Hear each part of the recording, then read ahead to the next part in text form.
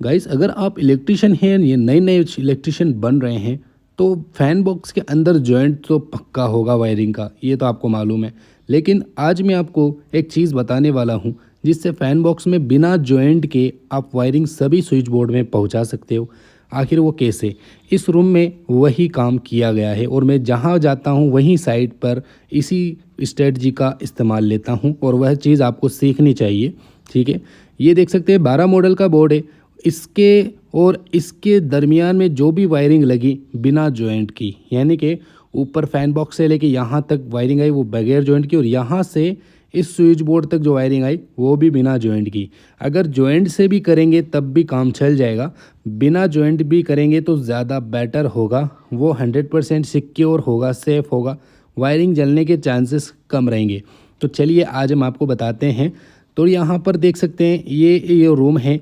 ठीक है, तो यहाँ पर ये देख सकते हैं इसमें फेज़ आ रहा है। अभी ये मेल लाइन एमसीबी से आ रहा है। ठीक है, ये स्विच बोर्ड है, ये एमसीबी से आ रहा है और मैं डायरेक्टली आप एमसीबी की लाइन को वर्क करके दिखाता हूँ। ये देख सकते हैं बल्ब जल गया। लेकिन अब मैं दूसरे स्विच बोर्ड में जाता हूँ तो अब आप सोच रहे होंगे यहाँ पे किसी भी तरह का करंट महसूस नहीं हो रहा है, यहाँ पे कोई भी इलेक्ट्रिसिटी नहीं है। तो यहाँ पे क्या है, एमसीबी की जो लाइन है बाहर से आ रही है, ये हम यहाँ पे लूपिंग वाला ये वाला जो वायर है, हम एक और ब्लू कलर का वायर है इसमें जोड़ देंगे, जो कि इस स्विच बोर्ड से आ रहा है फैन बॉक्स से डायरेक्ट। ठीक है, बिना जॉइंट के। तो इसमें देखो करंट फैल गया है आपके सामने। तो यहाँ पर भी इलेक्ट्रिसिटी चालू हो चुकी है, ये देख सकते हैं। ओके, तो यहाँ पर क्या हो रहा है आपको समझ में आना चाहिए। फैन बॉक्स में बिल्कुल भी जॉइंट नहीं है। अब यहाँ पर देख सकते हैं ये एक और स्विच बोर्ड है। अब इसके अंदर बिल्कुल भी करंट नहीं आ रहा, जबकि लाइन चालू है हमारे कमरे की। तो इसे चालू करने के लिए उस स्विच बोर्ड से जो लाइन आ रही है ब्लू कलर की, वो यहाँ पे आ रही है और इन दोनों को जोड़ दिया, यहाँ पे करंट आ रहा। अब ये लाइन सीधा यहाँ पे पहुँच गई। इससे फैन बॉक्स के अंदर बिल्कुल भी जॉइंट नहीं होगा। वायरिंग ग्राहक की थोड़ी सी ज़्यादा लगेगी, लेकिन सेफ़ एंड सिक्योर 100% वायरिंग होगी। अब यहाँ पर देख सकते हैं अब फिटिंग कैसे करेंगे। जैसे कि आप देख सकते हैं ये चालू लाइन है जो एमसीबी बॉक्स से आ रही है। इस लाइन को स्विच बोर्ड के जो लूपिंग कनेक्शन होता है इसमें कनेक्ट करेंगे। तो इस स्विच बोर्ड के अंदर तो लाइन आ गई, बाकी सभी स्विच बोर्ड बंद हैं अभी। तो क्या करेंगे, ये जो लूपिंग कनेक्शन है, ये स्विच बोर्ड ऑन हो गया इस लूपिंग से। तो इस वायर को हम इस लूपिंग के साथ में जोड़ देंगे इस तरीके से। तो अब ये एमसीबी बॉक्स की जो लाइन है वह इस स्विच बोर्ड में भी है अब, और यहाँ से होते हुए इस स्विच बोर्ड में पहुँच चुकी है। जी हाँ दोस्तों, तो ऊपर फैन बॉक्स में 100% जॉइंट नहीं हुआ। अब यहाँ पर क्या करेंगे, इस लूपिंग वाले वायर को हम इस स्विच बोर्ड में ऐड करेंगे। जैसे कि देख सकते हैं अभी यहाँ पे बल्ब जल रहा है, मैं आपको प्रैक्टिकल दिखाता हूँ। यहाँ से मैं लाइन हटाता हूँ, बल्ब बंद हो जाता है, ये देख सकते हैं।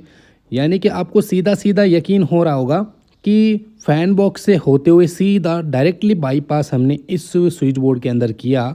तो आपके सामने इसका एक डेडिकेटेड वीडियो मैंने बना रखा है यूट्यूब चैनल पे, जो कि आपको नज़र आ रहा होगा। फुल वीडियो है कैसे वायरिंग की थी, तो ज़रूर जाके देखिएगा गाइस, बहुत मज़ा आएगा।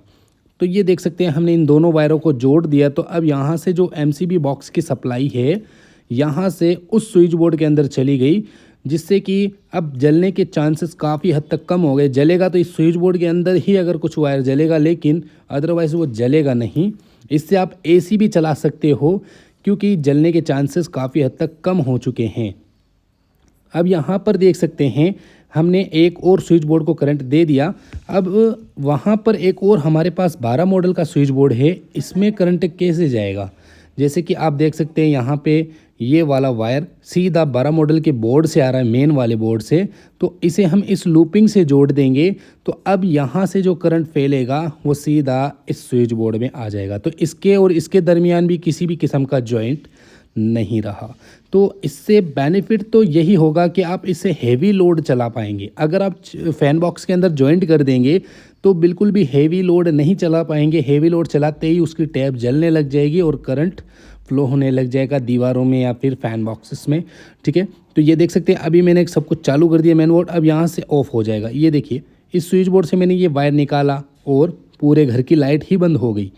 ठीक है, तो इसे कहते हैं लूपिंग कनेक्शन, यानी कि एक स्विच बोर्ड से दूसरी स्विच बोर्ड तक वायर पहुंचाना, इसको कहते हैं लूपिंग कनेक्शन। ओके, तो यहाँ पर देखें एमसीबी बॉक्स से यहाँ तक लाइन आई, ये फेज़ वायर यहाँ से करंट फैलाया और यहाँ से इस ब्लू वायर की थ्रू ऊपर फैन बॉक्स से इस स्विच बोर्ड के अंदर वो लाइन आई। अब यहाँ पे जुड़ी, इस स्विच बोर्ड को वर्क किया। अब यहाँ से लूपिंग किया, यहाँ से एक और वायर निकली, यहाँ से लेकर के यहाँ तक फैन बॉक्स से ये इसके अंदर इलेक्ट्रिसिटी आ गई। ये याद रहे, न्यूट्रल और फेज़ दोनों ही आपको घुमाने हैं। ऐसा नहीं है कि आप फेज़ घुमा रहे हो और न्यूट्रल को ऊपर छत पे जोड़ रहे हो, ऐसा बिल्कुल भी नहीं करना है।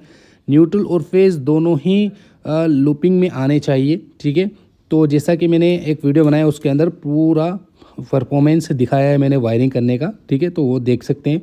यहाँ पर अब आप देखिए, अब इन स्विच सॉकेट जो है इनके अंदर आप हीटर वगैरह भी चला सकते हो। इस तरीके की वायरिंग में, जॉइंट वाली वायरिंग में आप हीटर वगैरह नहीं चला पाएंगे, चलाएंगे तो वायरिंग जलने के चांसेस काफ़ी हद तक बढ़ जाएंगे। अभी ये देखें, ये एसी का इसलिए नहीं चल रहा है, यहाँ पे हम बड़ा हेवी लोड चलाएंगे तो इसका सर्किट अलग है, तो इसलिए यहाँ पे ये नहीं चलेगा, ठीक है। लेकिन स्विच बोर्ड वर्क कर रहा है, बाथरूम की लाइटें वगैरह चल रही है, ओके। तो ये वाला स्विच यहाँ से वर्क कर रहा है और ये एसी का है, ठीक है।